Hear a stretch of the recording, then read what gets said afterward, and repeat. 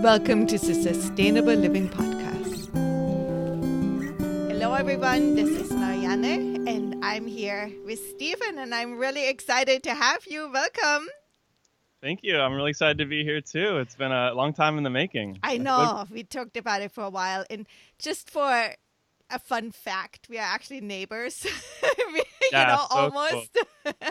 Yeah, how did we meet? Like you were having a little plant sale, and I saw your dragon fruit and grapes, and I was like, "Oh my gosh, who is this person? Who is this? I gotta meet this person." I know. Yeah, you were walking your dog, and so we live maybe 2 blocks away from each other, and we had never met. How long have you been living there I now? think about a year and a half now. Okay, so you were there at least a year, and we basically were next door to each other, but we never laid eyes on each other, so to speak. And so just having plants out in front of the house is such a community builder, right? Huge. Yeah, you meet all kinds of people. And we started talking, and I found out that you were planning on starting a backyard farm. And that's what we want to talk about today, right? Yes, I'll talk all about it. Yeah, that whole process. So when we met, I came over and visited you to see what you're up to. At that point, you had chickens going, and you were just preparing the soil, and you had a full-time job, right? That's correct. Yeah.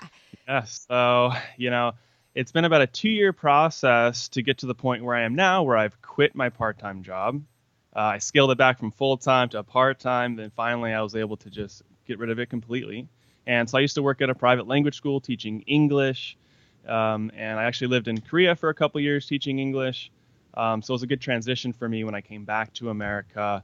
Started farming again and then continued teaching so that I could make some sort of living before I moved on. So you said you're farming again. Does it mean you had a background in farming? Yes. So I started farming about 6.5 years ago with my best friend, Jared Smith. And so I helped him create his farm called Jared's Real Food. And if anyone's interested, if you live in Lakeside or East County, he has one of the best CSA programs in my mind. You don't actually have to pay him up front. You just order every week, and it's a bag of veggies. And his produce is incredible because he's been building his soil the last 6.5 years, no-till, beyond organic, all the techniques that I use as well. And so that's how I got my start. I was with him, and, we started out with no experience, just basic gardening experience. And we just went for it. And we worked, 24/7. We didn't, no girlfriends. We didn't go out to parties. It was just farming. And so it was an incredible, we jumped into the deep end and just went for it. Very cool. So just to clarify, because we have listeners all over the world, really. So, so Lakeside refers to a local place in San Diego County. So if you're listening in San Diego, that's East County, and check him out for sure. And you're going to get me that information. We put it in the show notes. Yeah. So you jumped into fire, so to speak. You kind of said, we want to do that, and you jumped in and started. How long did it take you in that farm until you made your first sale? Let's see. Well, where we started farming was in between these chicken buildings. Because at this property, it's the old Buckman Egg Ranch, and his grandpa back in the day, they used to have 100,000 chickens on this property. So there's some chicken silos, and then in between there's where we started, and we just did raised beds to begin with. And sorry, what was your question? So I was wondering how long it took you from getting started Right. until you saw actually a sale. Gosh, probably 3-4 months. Once we built those garden beds, we started planting them immediately, quicker stuff like lettuce. And that was always our favorite thing to grow, is greens. We did beets, potatoes, broccoli, all that stuff. And we had a big opening day just to kind of show off what we were doing. And so, yeah, about 3-4 months, we started selling some stuff.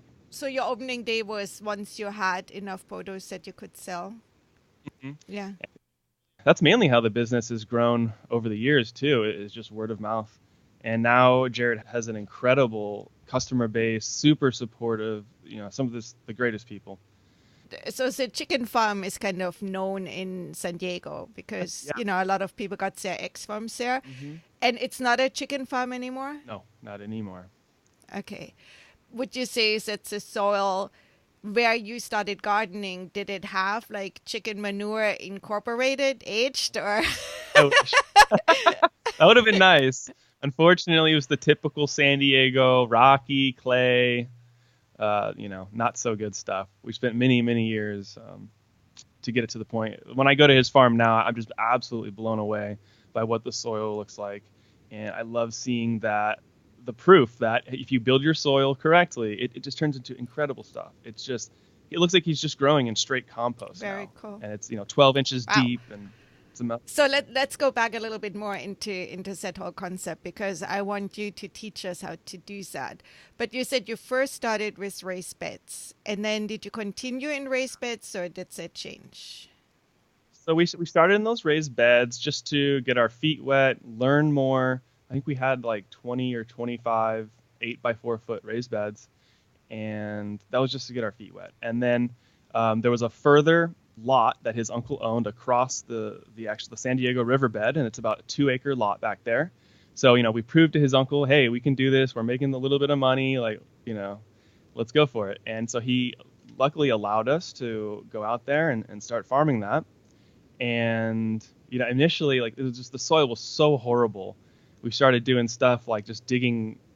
We didn't have a lot of money for soil and all that, so we just dug holes in the ground and just added compost and planted some summer squash and melons out there. And Can you, just so people get an idea, because you and I know what San Diego soil looks like, but not everybody does. So what kind of soil are we dealing with here? so this is, I would call it fill dirt.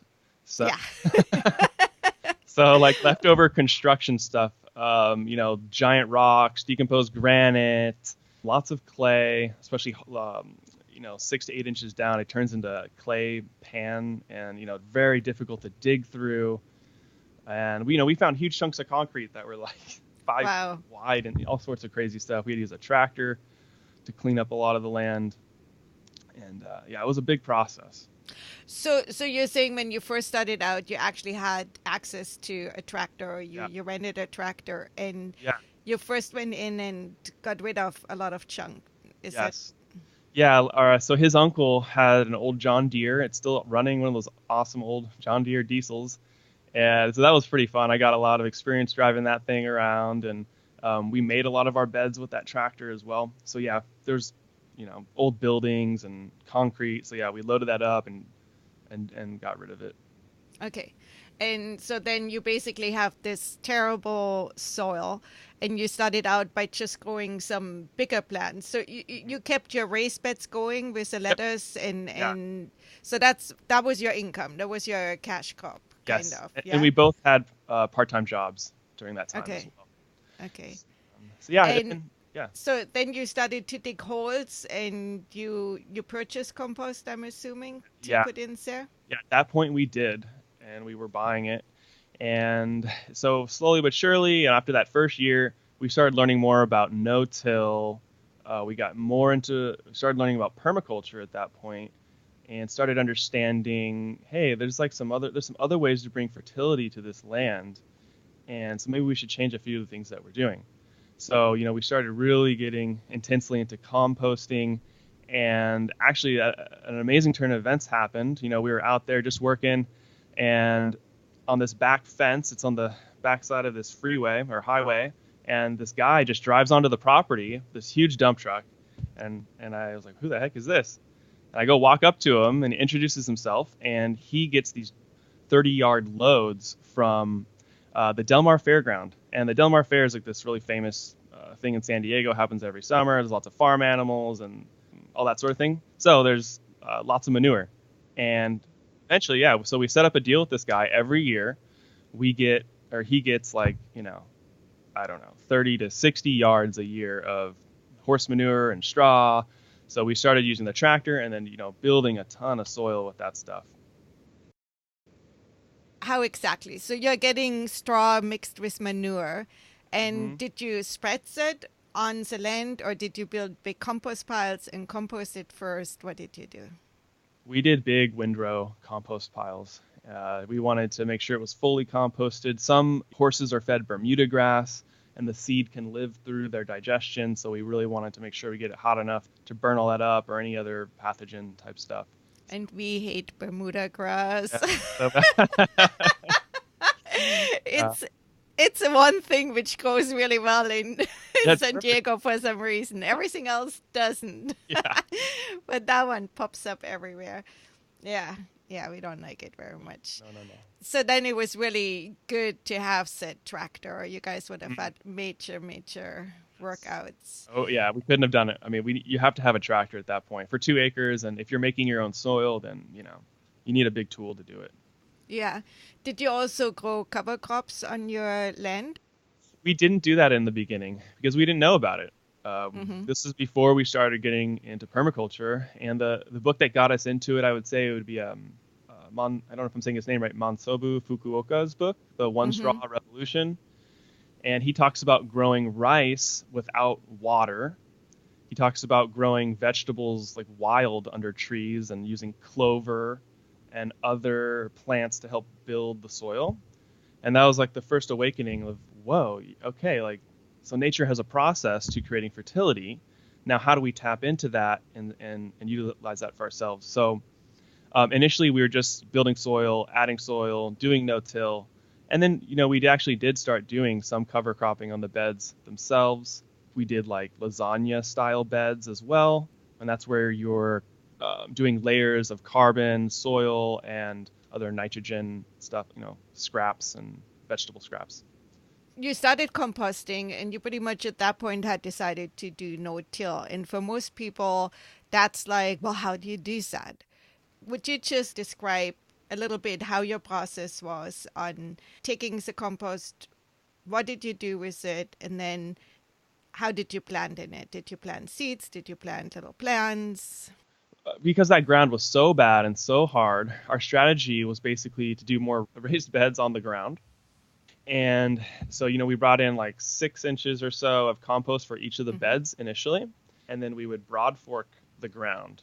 And a broad fork is a minimal till tool that allows you to get some lift of the soil, injects a little bit of air into the soil, and just helps the microbes break down the soil. And then some of that compost is sneaking down in there and incorporating. So that's kind of what was our main strategy. And so we did lots of direct seeding with our earthway seeder, which is a great little starter seeder for anyone who wants to get started. And then lots of transplants. And it was always Jared's idea to do soil blocks. So we started experimenting with the soil blocks, and we did plug trays as well. And ultimately, we really decided that soil blocks are the best way to start seeds. A little more time intensive, but the health of the plant is better. Transplanting, it's easier because it's just a little block and you just push it straight in the ground. Sometimes when you have plug trays, there's roots going everywhere, yet it's hard to rest them on the ground, and they're a little more fragile in that stage. Yeah, and you eliminate the need for another plastic, which for sure will end up in the landfill at one point or another. Yeah, so if people don't know what a soil block is, it's basically there are a lot of different kind of machines out there you can do that with, and you can build your own too, where you just have something which forms a square out of a mixture you put together. And then you have a little hole in there where you put your seed in. And do you want to talk a little bit about the mixture? And then also, did you find a tool which worked especially well for you, or you just got one and made it work? Yeah, so we use the tool. We use the one that you can get from Johnny Seed sells it. The one that Elliot Coleman developed, and Elliot Coleman is one of the people who really brought that into the mainstream for market gardeners here in America. I believe soil blocking started in Europe, though. So for our mix, it's like a 70% potting mix, basically. And what did I do? Are you using peat moss in yours? I do use peat moss. So it was like 50% peat moss and 50% compost. That works pretty well. And then, I put like 30% perlite in there. That's 130%. Good job. Yeah. Anyways. But kind of, it's a mix. It's a mix. I just measure it with my buckets, and then I know the right consistency. It takes, a little bit of takes a few times and you figure out the right consistency. It's kind of like this jello-y almost consistency Right. when you make it. I've got videos about how I create it. So when you did your seed blocks, did you set them in a greenhouse? So yeah, in the beginning we didn't have anything. Yeah, we just did them straight up on tables. Eventually, we built these little PVC kind of greenhouse things. Like it's like a big rectangular structure that that was covered in greenhouse plastic, and we could set it on top of the seeds. And then underneath, we'd have heat mats. So that's how we would start a lot of our spring and summer stuff in the winter. So right now, you would start spring stuff or summer stuff, like in January. Yeah, we should plant all of our summer stuff right now. Greenhouse or heat mats, it's a big help. To get back to that initial farm, uh, how much money do you think you invested to get it going? Gosh, in the first year, not too much. It's like $3,000-4,000 probably, something like Mm-hmm. that. And we tried to recycle stuff when we could and reuse stuff. And then once we started making our soil, our costs went down a bunch as well. Because that's what you spend money on, going out and buying soil and getting compost and stuff. All right. So how long did you farm with your friend? So with Jerry, I did about a year and a half, or maybe almost up to 2 years. Then I went to Korea to teach English, and I was still studying over there. That in Korea, that's where I read Fukuoka's book. That's where I discovered permaculture. I started listening to podcasts.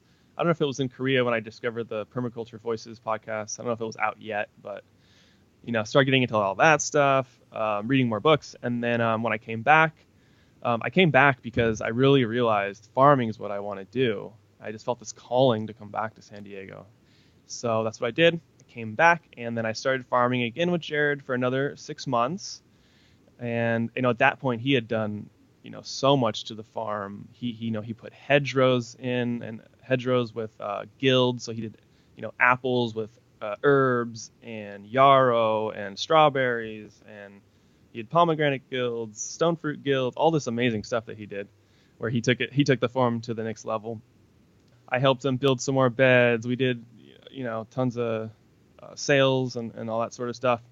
And then, I really realized that I wanted to kind of have my own spot where I could experiment with a lot of ideas that I kind of had that I wanted to implement, a lot of more sustainable and regenerative techniques. And I actually had just recently gotten married at that time. Congratulations. Thank you. Yeah. So, I wanted to get our own place and all that. So we found a place in Lemon Grove with it's a family friend. And they had it's like a third of an acre lot. I guess got the idea, well, I could do an urban farm back here. And, at that point, even up on, Elliot Coleman, John Martin Fortier, and of course, Curtis Stone, which a lot of what my current market garden is based off of is all of his techniques.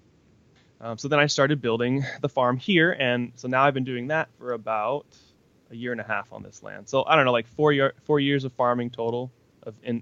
Constantly doing it. You started with chickens, right? That was your first Yeah, part. that was the first thing, because as I learned from my previous farm, you need an engine. Engine is the soil creation. So the chickens were going to be that for me. So I knew I needed some chickens, and they have been an awesome partner for me in my market garden. So you have how many? I have 19 now. I just got 5 more. So I'm addicted, let's say. And you're selling the eggs, I'm assuming, and that's part of your income stream. Yeah, sure. Yeah, I do that all privately. Okay. So Certain things are better to do privately, just because, unfortunately, there's regulations. I can't, if I sold those at the farmer's market, the market takes a 10% cut. I have to, I don't know, some egg handling permit or things like that. Oh, really? I don't want to deal with it. Yeah, so I don't deal with that. I just sell them privately. yeah, well, which is probably better anyways. You probably get a better return on all the labor. Now, at one point, you were trying to get your chickens said you could feed them without having to buy any food. Are you at that place yet or not quite? I'm getting closer. I'm like 50% of the way there. And this spring and summer is when I hope to finally do it. So part of that plan to make the free chickens was to do soldier fly larvae. And I kind of failed at it last year. They're tricky, and there's not a lot of information out there. Mm-hmm. And so, I got some of the larvae to start, but they never got into a full-blown population. So this spring, when it heats up a little, I'll be buying a lot of larvae so that I can kind of guarantee myself a population. And I recently started raising mealworms as another insect system I can use. So, in the future, when I have land someday, these are also systems that I can use for pigs, fish, ducks, my chickens, of course, turkeys, and some other farm animals. So figuring this out is really important, not just to me, but I think to other farmers. I really, really, really believe that partnering with other species is the key to doing everything regeneratively and basically eliminating a lot of inputs. For sure. I mean, that's how nature works. Right. You're not finding a piece of nature which is only plants or only animals. It's always connected, always together, for sure. So property is about a third of an acre, but your growing area is less than that, right? Yeah. The area I'm using, it's like a quarter acre. That's including my chickens, my post-processing area, my own personal garden, some fruit tree and vining areas. But my garden bed areas, it's like about, I'd say 3,500 square feet of actual garden beds where I do my market garden. And is that the only area you're growing in, or are you doing like different backyards like Kurt? I would love to do another backyard. I just asked my next door neighbor, but unfortunately they said no. No. So I'm going to go around the neighborhood and try and find another little spot. There's a church right nearby. They have like 2 acres back there not being used. There's many neighbors around, and I'm sure someone would be interested. Yeah, for sure. But that's not a lot of growing area, and you were able to quit your job. So tell us. So, sure. I mean, I'll even tell you kind of the numbers that I'm making right now. Not a lot of money. I think it's a lot of money for the amount of space that I'm growing on.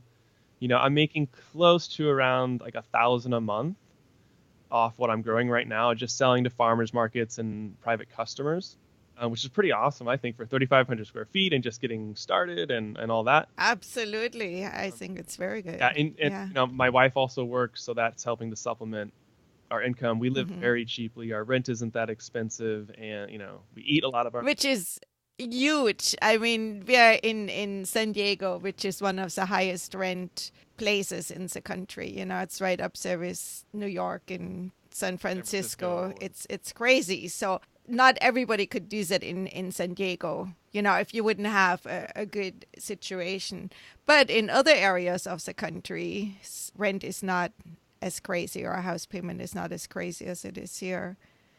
So, it's a work in progress. I also saved up money for a year. I saved enough money so that we could live for a year if something went wrong or whatever. So I have that, backup as well. So that's, I quit because I just couldn't take it anymore. I love my old job. I love my old bosses, but I'm someone that I really need to work for myself and do my own thing, be my own boss and just create. Yeah, and I'm just the happiest I've ever been these last couple months. Just every day, getting up, waking up, going out on the farm, taking care of the chickens, working on editing YouTube videos, my website, and all that stuff. So this is another venue you have been studying for income, is to create YouTube videos? Absolutely. One of my biggest things about creating this farm was to display how you can start a business or how you can start doing this for yourself.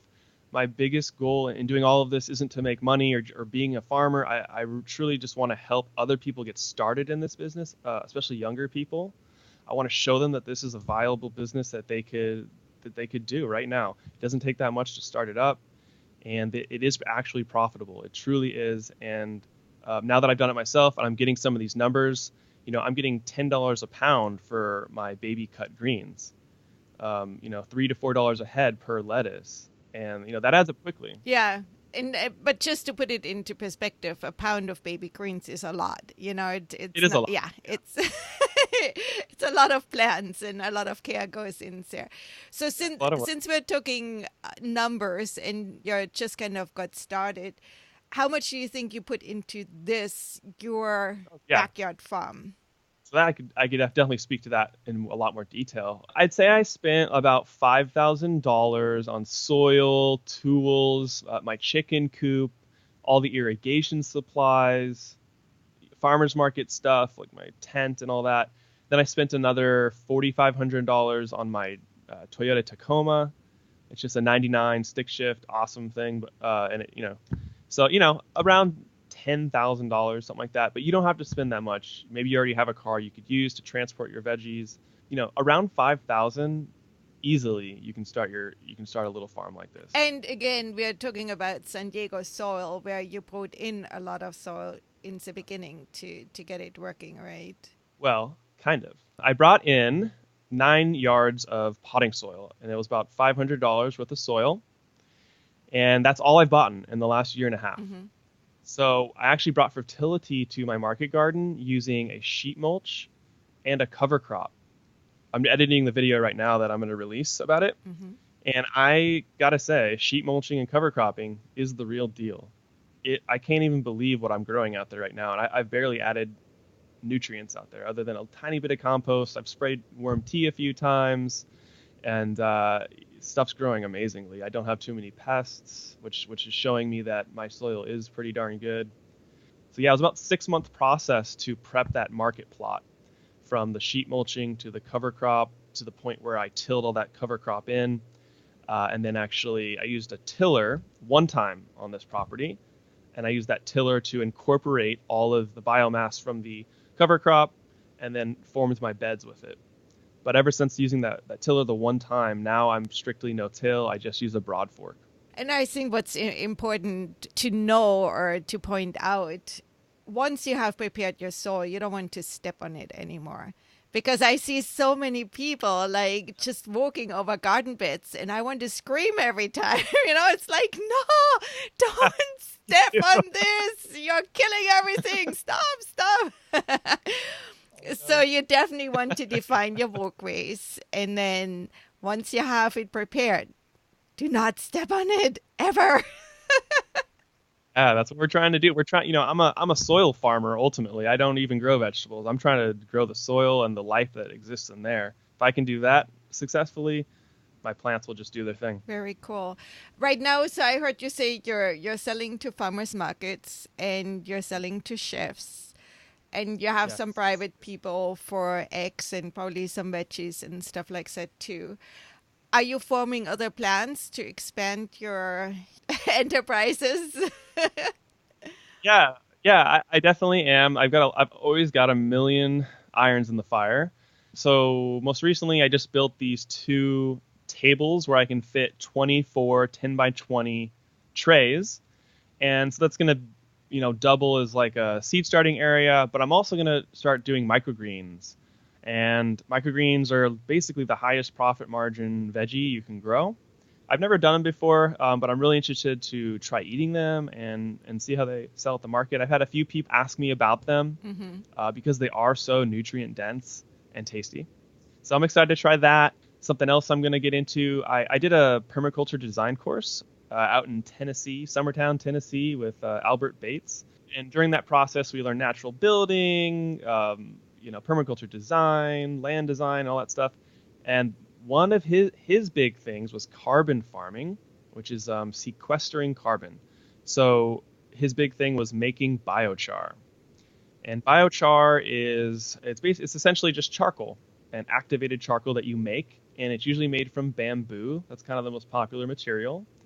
So I recently found an immense amount of bamboo at the San Diego Botanical Garden, and I've been speaking with the director, and 2 days ago I picked up a load of bamboo, and I'm actually going to start making biochar soon. So that's something really cool that I've never experimented with, but it's going to replace the use of perlite and vermiculite for me and my buddy Jared too. You would use the biochar in the seed blocks then? Yes, that's my goal. That's what I want to try to use them for, because if you don't know, biochar is incredibly porous. It has, I can't remember the amount of pores, but millions. And each of these little crevices are places where fungi can tap in, bacteria can tap in, and create colonies to really proliferate in the soil. It's an incredible resource. And there's lots of people that have talked online, and they've said they've noticed increased yields, health of their soil. So I'm really curious to check it out and see how well does it really work. Yeah, so lots of people which really have testimonial on how it changed the environment. Yeah, Yeah. And especially if it's a exactly. resource which So, would get thrown away otherwise. yeah. It's very interesting. So the bamboo, because it is hard, it is a good source for the biochar. Yeah, I think just because of it's a dense carbon material. Once it dries out, and if you just let it rot, all that carbon actually goes into the Right. atmosphere.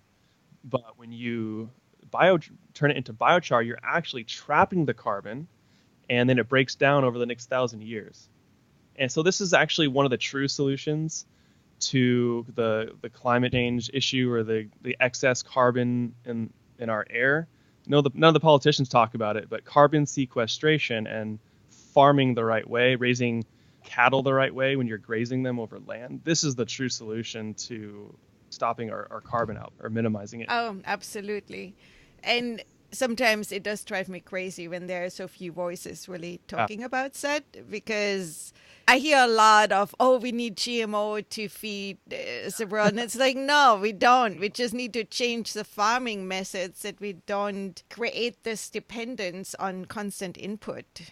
that's my big mission, really, is to prove this is what you can do. Like in this backyard, I'm using almost no inputs. I want to show people that, like, yeah, and you can do it too, and we can scale this up. How many crop rotations have you had on this area so far? Done about, I think I'm on my third rotation for most of my beds.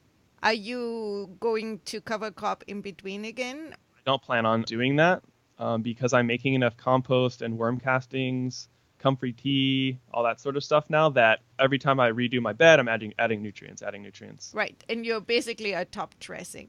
Are you fluffing the soil every time with a fork Uh-huh. before you Yeah, plant again? definitely. Yeah, I'm broad forking. I'll even broad fork the bed right now like 2 or 3 times because my soil's still pretty hard pan. And I tried planting carrots on a second planting, and they just, they came out real short and because they just couldn't penetrate. Right. But on some of my beds, I've worked over and worked over. I finally got some carrots that are a nice, good size now. So it's, a year and a half, and the soil's changing quite dramatically now. That's very cool. So basically, just to really bring that point home, when you're using the fork, it goes straight down basically, and Yes. so you're just creating these air holes, but the layers of soil stay intact. You're not bringing what's on the bottom to the top. The only Yeah. way things from the top go down is by worms or something coming to the surface and moving it down, or even rain washing things further down. Do you want to go a little bit into why you don't want to turn the soil over? Sure. One of my teachers in Tennessee talked about, I had asked him, when you're planting a tree, should you ever add nutrients into the bottom of the hole? And he was like, well, think about what happens in nature in a forest. The rain comes down, it hits the leaves around there, those decompose, the insects help convert it, and then it turns into soil, which fertilizes the tree. All nutrients come from top down. The only time they come from bottom up is, like you said, earthworms, or maybe like comfrey or yarrow, borage, these plants that are nutrient accumulators that draw nutrients down deep and bring them up to the surface, where the surface roots are. So those are some ways you can use nature to bring it up. But we should never ourselves to overturn the soil, because when you do that, when you take that soil and flip it over, now you've exposed all the mycorrhiza, the bacteria, all the fungal networks that have been created. They've just been ripped apart, and they can't really join back together. They've got to start over from scratch. Tilling and flipping the soil like that, you're infusing a ton of oxygen in there as well. And doing that can cause the microbes to want to eat really quickly. So they can burn up a lot of nitrogen in your soil. They'll just kind of go into a feeding frenzy. And so it's just accelerating the microbes, and we don't really want to have them do that. We want them to develop slowly over time and just build good soil. Yeah, I think it's also said different organisms live in different layers of the soil. So, you kill a bunch too, which creates an initial fertility, but then it's not sustainable.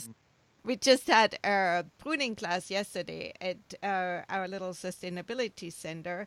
And the teacher was talking about if you dig a hole in the soil and you fill it with all this nice soil, the tree's roots never want to leave that area. And then you might have this big old tree with a very, very weak root system, which doesn't allow it to get the nutrients it needs, but it also becomes dangerous if a tree is big and it has a very shallow root system, it can just fall over. And if you happen to stand under the tree, that's not a good experience. Very, very, very bad. No. Yeah, that's a great point. Yeah, it was great that the teacher brought that up yesterday. And yeah, we should be feeding from the top down for sure, right? Because that's how nature's doing it. So where do you see yourselves in 10 years from now? 10 years from now, gosh, one of the things I've recently discovered about myself is I really like sales for some reason. I don't know. I went, 10 years ago, I never could have imagined myself as a teacher or speaking to people or I remember my public speaking class just like shaking, trying to talk. And but it's pretty fun. Now I'm able to just converse with anybody and not have anxiety. And so I like sales. And a big problem, or not a problem, but an issue that a lot of farmers kind of have just by the nature of farming and the personalities that gravitate towards farming. So many people don't want to do sales or they don't like marketing. They want to be on their farm. They want to be designing things. They want to be harvesting crops and planning next year and doing all that. My next kind of goal is just meeting a lot of the small farmers in San Diego. And I want to build basically kind of a little network where I can help them sell if they need it, right? And what I want to do is just kind of join all these small farmers together in a way that we're sharing techniques. Maybe there's tool sharing. Maybe someone's got a lot of land for building soil. I haven't fully fleshed it out yet, but I want to help people sell. Make sure that they're getting the maximum profit for all their stuff and helping small farmers become as efficient as possible. Because when you're doing this small with 1 or 2 employees or no employees, your time is so valuable. And there's a lot of really cool ways to save yourself time, especially post-harvesting and washing the vegetables. Like I just made a salad spinner out of a washing machine, which is a really cool way to spin your greens. Lots of little things. So I kind of see myself going into, I always want to be growing something. I'm always going to farm. But I would like to help other farmers get started in this and teach other people, consult them on how they can improve some processes to make their farms more profitable and more efficient. Yeah. I interviewed Joel Salatin last year, which last year is not that long ago, but it sounds like a long time ago. And that was one of his points, actually, in his latest book. A huge section of it is devoted to marketing because he says you can grow everything in the world unless you can take it to the customer. You don't have a business. And if you don't have a business, then your farm is a hobby. And eventually you're probably not going to do it anymore, So, and I really like your emphasis on wanting to show young people that this is possible and that you don't need a huge investment, because so many people say, oh, I want to have land someday and farm, but you really don't have to have land. You can do it right now. Yeah, truly. It's pretty amazing. People are so open to this concept now, I think. I mean, how cool is it to just have a little mini farm in your front yard? There's so many neighbors and people that would be into that, or they want to learn themselves. So it's just so beneficial for everybody. And, for me, getting into farming, and especially now that I'm getting more into trying to teach other people about this and what's possible, for me, it was always, it's waking people up to what's going on in the world.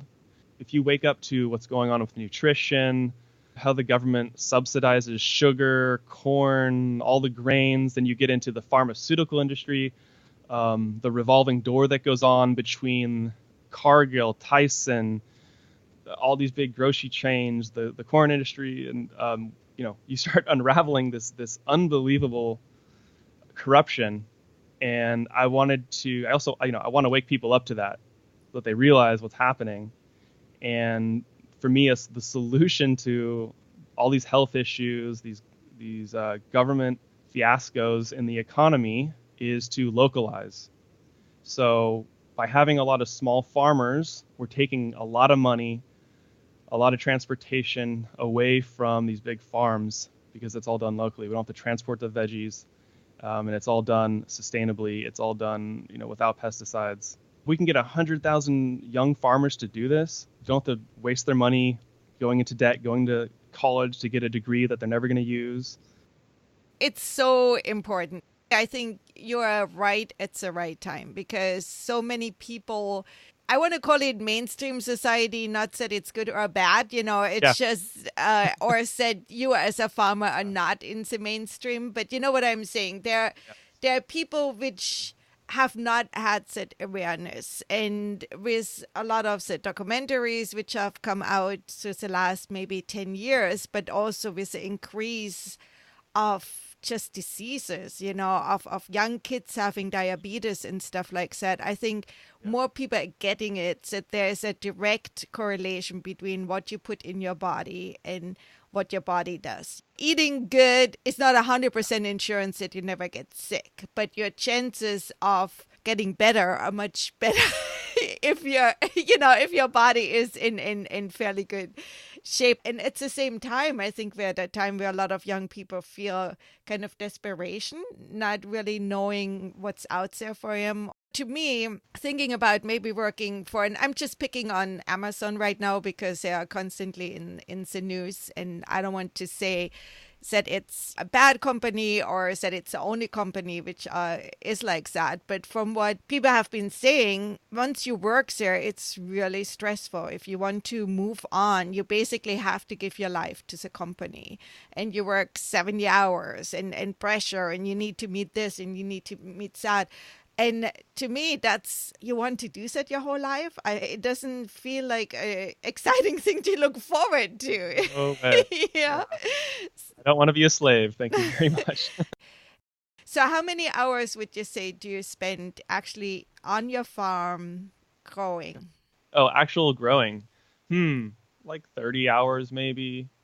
Some weeks I'm spending 80 hours a week because I'm building stuff, and especially when I was building the farm, 60 to 80 hours a week.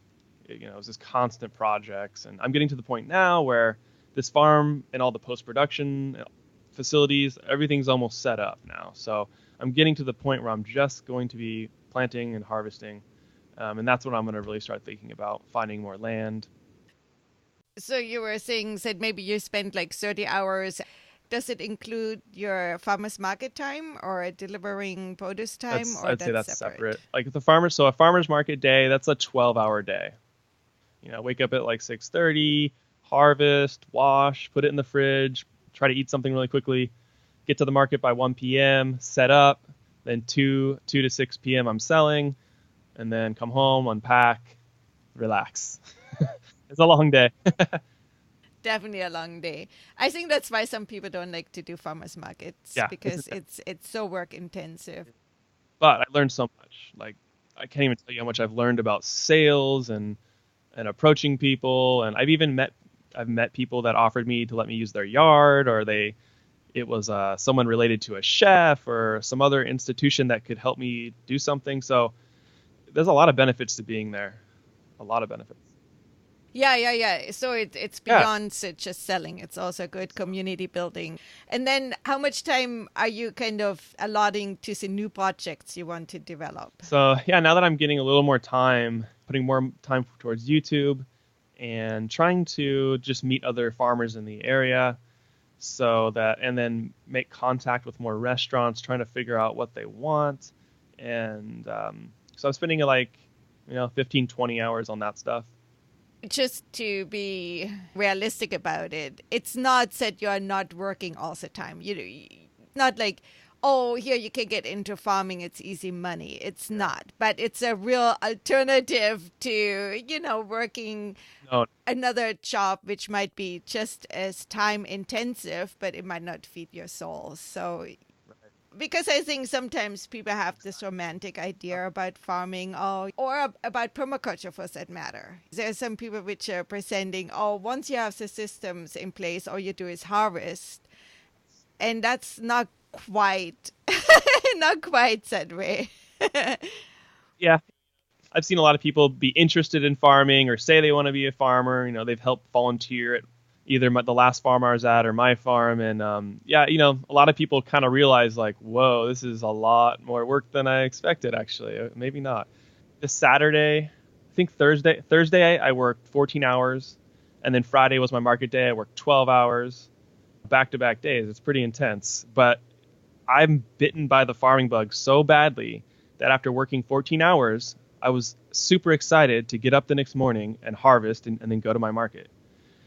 That hunger has like developed over time, I'd say too.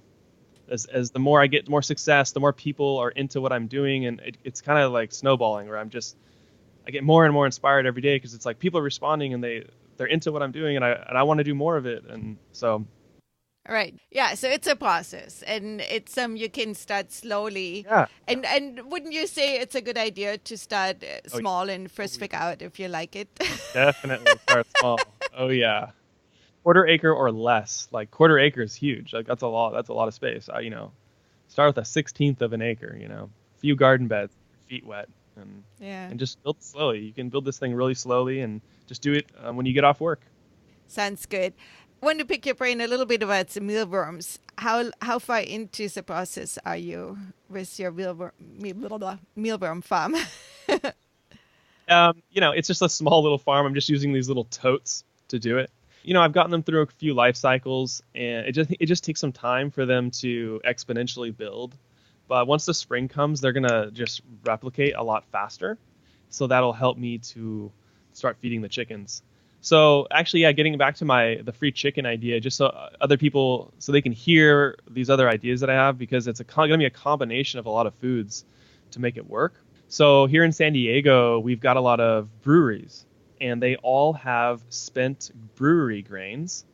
So that is a great resource. They'll just give it to you for free, a 55-gallon drum of it for free. And that's a great feed source for your chickens.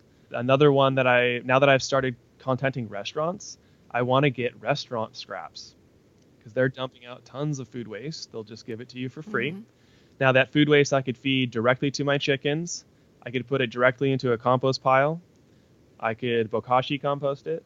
I could feed it to my redworms. I could feed it to my mealworms. And of course, the soldier fly. They're going to be a big source since the soldier fly are very hungry and they eat a lot. So I'll feed it to all those sources. The restaurant scraps are going to be a big deal because they're going to feed the soldier fly and the chickens. So utilizing all those things together, that will be enough nutrients to totally support the chickens, I believe. So once I get to that point, I'm going to display all this on my YouTube, and I'm going to stop grain feeding my chickens. And then we'll just feed them mealworms, soldier fly, and the restaurant scraps. And then they free range, of course. I haven't quite gotten to the place yet. And part of it is going out and getting the grains and stuff like that is extra time and effort. Yeah. So, so I have to be honest that I had to look at my time management and go, okay, can't do that. And for the grains, you really have to find the small breweries. My son is a brewer, and I can't get any grains from him because they put them in these huge silos, and then the farmers come with a big truck and pick it up, and it would just be way too much bother to fill up some smaller containers. Yeah, I think with a little more scale, I think it becomes more reasonable time-wise. Probably. Or even that's another thing to look for cooperation. Let's say if you and I would go together and one of us gets the grains and the other gets the kitchen scraps, and it's one trip each instead of two trips, to do this. Yeah, that kind of stuff. And the mealworms could also be a human income because there's more and more talk about eating mealworms. And I actually supported a Kickstarter. It's a German woman who started like this mealworm initiative for human consumption. And it's a machine which actually does all the separation of the different stages. So and I have to make the decision. Am I actually going to eat one? I invite you over. That'll be a great dinner. Come on over for mealworms. Should be fun. And, I have some in containers, but I kind of failed on the separating of the stages. Found this one guy online. He has 2 totes, And so the bottom tote is just a solid tote, and that's where the mealworms will be the worm stage and develop, and then they'll turn into the pupa stage in the lower bin. Then in the upper bin, that's where the beetle stage is. Basically, you just cut out the bottom of the tote and then put some either like a large hole insect netting, or I used burlap. So his theory was that the beetles dig down to the lower section and lay their eggs. Then when the eggs hatch, the worms are so small that they kind of fall through the holes and end up in that lower bin where the worms are developing. Mm-hmm. So I'm trying that out. It is kind of working. That's what I'm trying to figure out, all these little kinks that are in the system. And because everything I do, I'm trying to make it the most efficient and easy time, the least amount of time as possible. So yeah, after a year or two, I think, of raising these guys, I should hopefully figure this stuff out, and then so I can share it with others. And yeah, I'm waiting for your video. Yeah. So I can figure it out too. So is there some you really want to tell us we haven't talked about yet? Yeah, for our listeners out there, if you're interested in any of these things that I've been talking about, or growing using regenerative techniques or biodynamic or sustainable techniques, I'd love for you to follow me. And please, if you have any ideas for me, I want to hear your ideas. Like, if some of these things were resonating with you, like, we need to share all these ideas so that, I may find a better way to do something, and then you're going to find an even better way to do it. And I want to know about it, and I want everyone else to know about it. That's crowdsourcing works so well. So how do we find you? So I'm naturesalwaysright.com is my website. And for Instagram, Twitter, Facebook, YouTube, it's all Nature's Always Right.